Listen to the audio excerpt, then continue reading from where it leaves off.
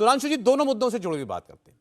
आज विदेश में जो प्रधानमंत्री से सवाल पूछा गया प्रेस कॉन्फ्रेंस में राष्ट्रपति बाइडेन के साथ, उस पर कांग्रेस पार्टी के प्रवक्ता ने लिखा सोशल मीडिया पर, यह भारत के इतिहास का काला दिन है कि विदेश में प्रधानमंत्री से पूछा जा रहा है, भारत के प्रधानमंत्री से, कि भारत में लोकतंत्र के मूल्य गिर क्यों रहे हैं, भारत में आज अल्पसंख्यक भारत के मुसलमान सुरक्षित महसूस क्यों नहीं कर रहे हैं।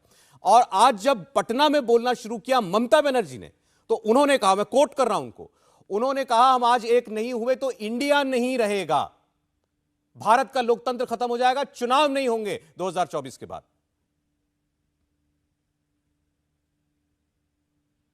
देखिए, सारी बातों का उत्तर देता हूं। पहले देखिए, चरण सिंह सापरा साहब जोश में जुमला कैसे बोला जाता है, अब डिजिटल रिकॉर्ड अवेलेबल है, बैक करके देख लीजिएगा। ये बोल गए कि नेहरू जी 1946 में भी गए थे अमेरिका, मतलब गुलाम भारत में भी वो अमेरिका गए थे और शानदार स्वागत हुआ था। अब बता देना चाहता हूं, Nehru ji John F Kennedy के जमाने में गए और उस समय जो भारत में अमेरिका के राजदूत थे और नेहरू जी के बड़े अच्छे मित्र थे जॉन केनेथ गैलब्रिथ, उनकी किताब एम्बेसडर जनरल से लेके 2-3 बड़े अधिकारियों की उनकी किताबों में पढ़िए। कैनेडी ने कहा कि ये मेरी किसी राष्ट्राध्यक्ष के साथ सबसे वर्स्ट मुलाकात थी, जिसमें नेहरू जी इंटरेस्टेड ही नहीं थे किसी मुद्दे के ऊपर बात करने में। कैनेडी बहुत कुछ ऑफर करने को तैयार थे भारत को, वो तैयार नहीं थे। निक्सन के साथ इंदिरा जी की मुलाकात में तो वो चर्चा की बात है कि निक्सन ने बहुत देर इंदिरा जी को इंतजार करवा दिया था, रिचर्ड निक्सन ने। खैर कोई बात नहीं।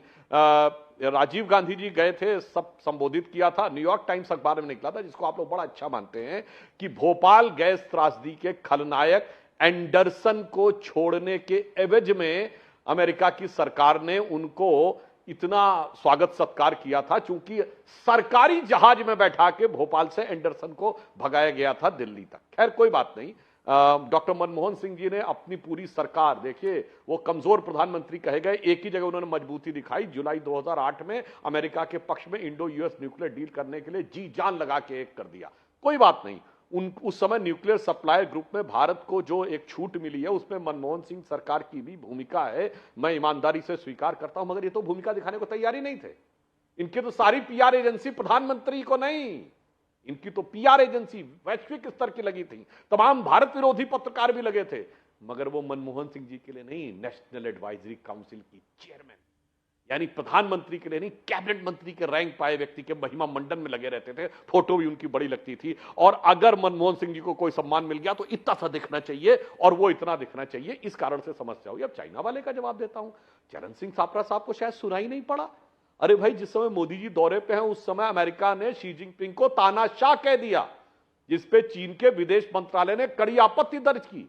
और आपको ध्यान नहीं, उस प्रेस कॉन्फ्रेंस की बात कर रहे हैं। मजेदार बात यह है सौरभ जी, ये विदेशी पत्रकारों के प्रश्नों पर कितना झूमते हैं। एक वो पाकिस्तान मूल की पत्रकार जिसने व्हाइट हाउस की प्रेस कॉन्फ्रेंस में पूछा था, व्हाइट हाउस के प्रवक्ता ने उनको एकदम सीधे सीधे झिड़की सुना दी थी।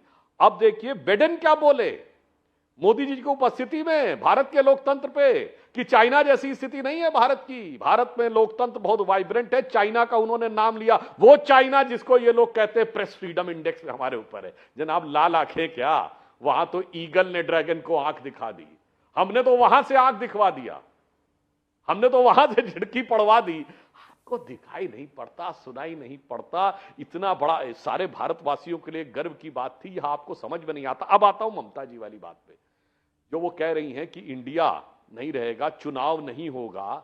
जानते क्या होने लगा है? हकीकत में चुनाव होने लगेगा। इनमें से किसी भी पार्टी में कोई आंतरिक लोकतंत्र जैसी चीज ही नहीं है, क्योंकि चुनाव नाम मात्र, सब पार्टियों में एक ही असंदिग्ध नेता रहता है, मगर जब गठबंधन की बात आती है तो संदिग्ध नहीं, सब मिलकर तय करेंगे, जैसे अपनी पार्टी में सब मिलकर तय करते हैं। हां, ये मैं कहना चाहता हूं, उन्होंने कहा इंडिया नहीं रहेगा। अब छोड़िए इंडिया नहीं, अब 21वीं सदी में भारत का उदय हो रहा है।